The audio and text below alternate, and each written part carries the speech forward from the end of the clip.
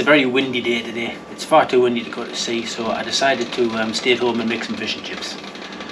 I got a nice little codling the other day that was just the right size for making fish and chips with, and I also have this, which I'm quite excited about because years ago when I had my first fish and chips, it came from a tiny little old-fashioned 1980s takeaway, like a proper greasy little place that fried everything in beef dripping and had posters on the wall for like spam fritters.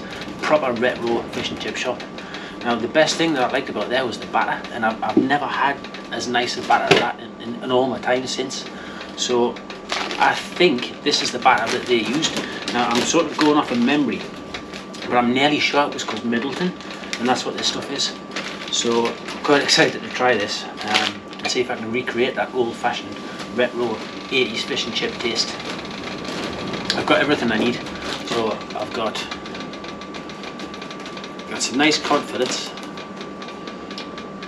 I'm just going to dip those into a little bit of flour.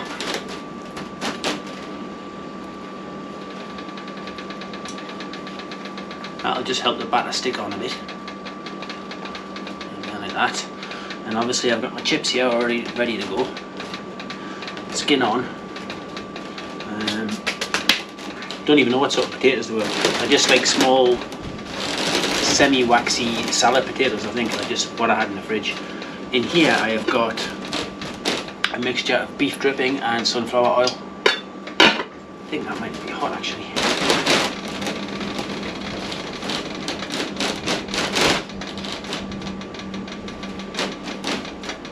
That needs to be hotter. So we'll leave that alone. We've got to get into the bag first. I said I had everything I need except I didn't have a knife. You have to excuse the wind. Above me there's a plastic roof that I installed myself. It's come through a couple of really windy storms and survived, but it does flex when the wind goes over the top of it, a bit like a sail that gets like sucked upwards. Hence the creaks.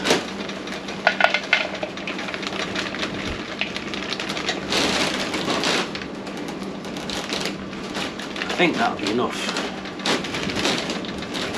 Maybe a little bit more.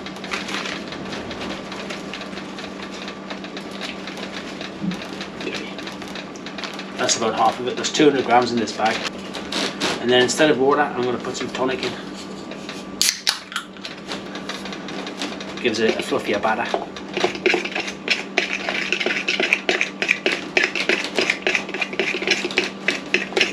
Just get the lumps out.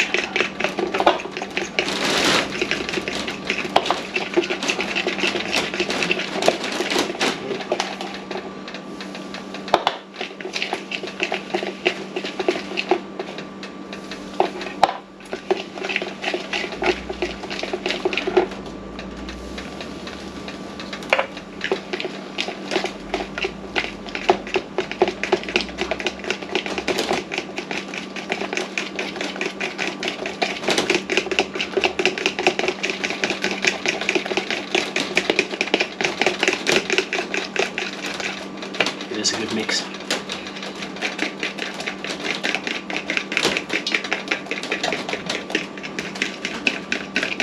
think it turns out the one tiny little can of tonic, one mixer size can, was the perfect amount for 100 grams of this Middleton's fish batter.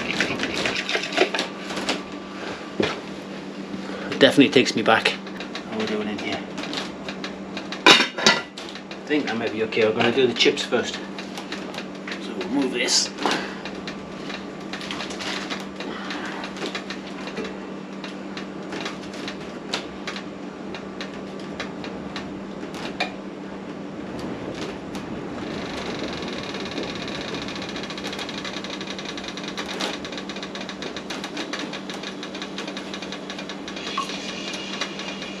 I think that's about right. So when you cook the chips or when you're frying chips, you sort of blanch them first at a slightly lower temperature. From what I remember from being a chef in the past, I think it's like 150 degrees in the fryer. You set your fryer at 150 degrees and then blanch the chips first and then increase the heat. What I'm going to do is let the heat build up as I'm cooking them.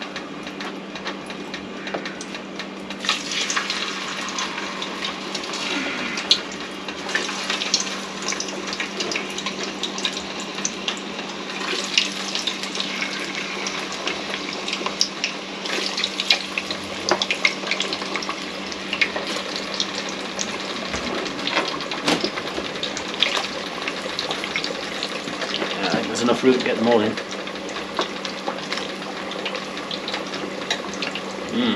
Beef dripping, smells pretty good.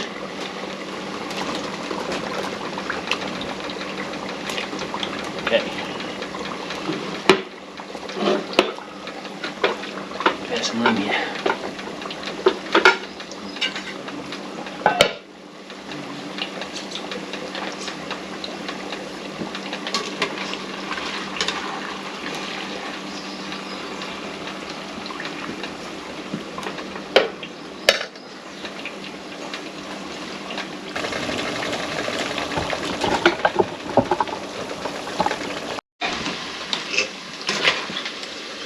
These chips are looking good, so I think it's time to get them out.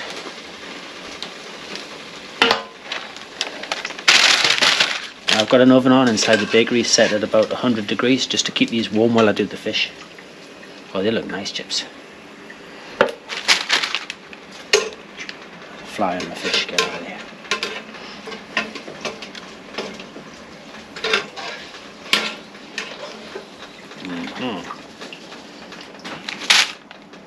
Okay.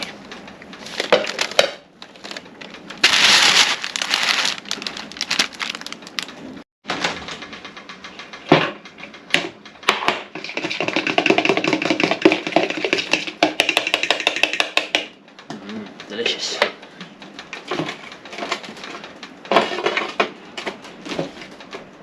Okay, we'll put that in there.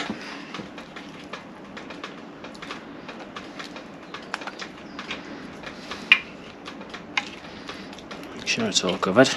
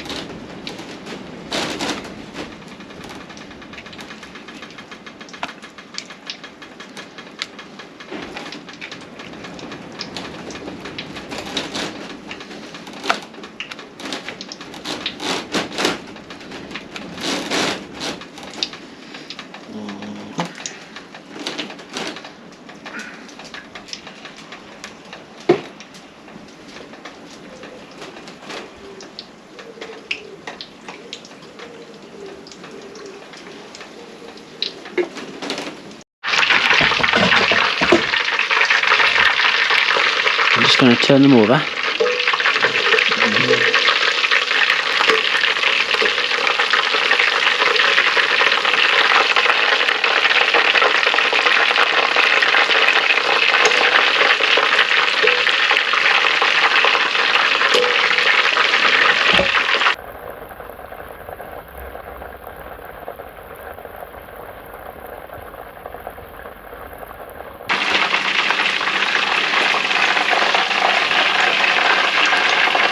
They certainly look delicious, and they look very authentic too. They look really chip shop like.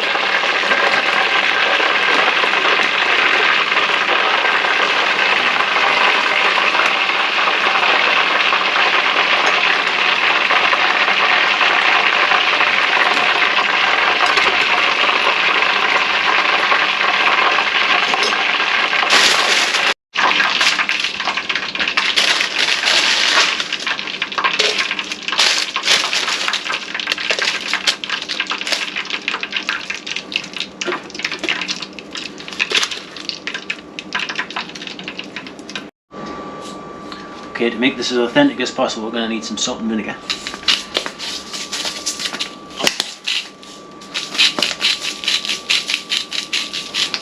There we go. Proper vinegar bind, like malt vinegar, none of this fancy cider vinegar or anything. Proper malt vinegar. Plenty of it. Okay.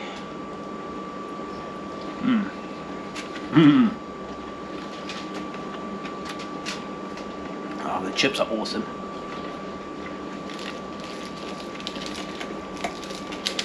I'll pick this fish out.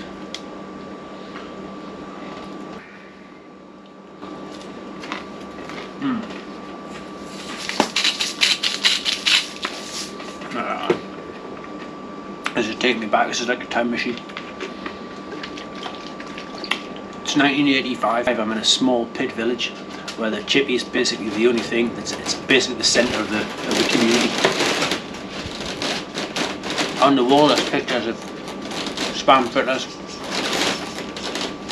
There's a picture of all the different sea fish available in the UK. Vimto for sale.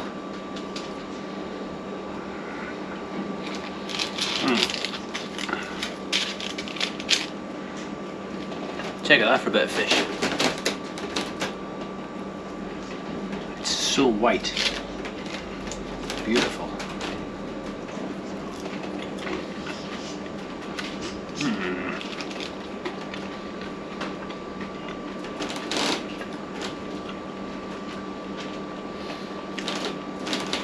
That might be the best fish and chips I've ever had.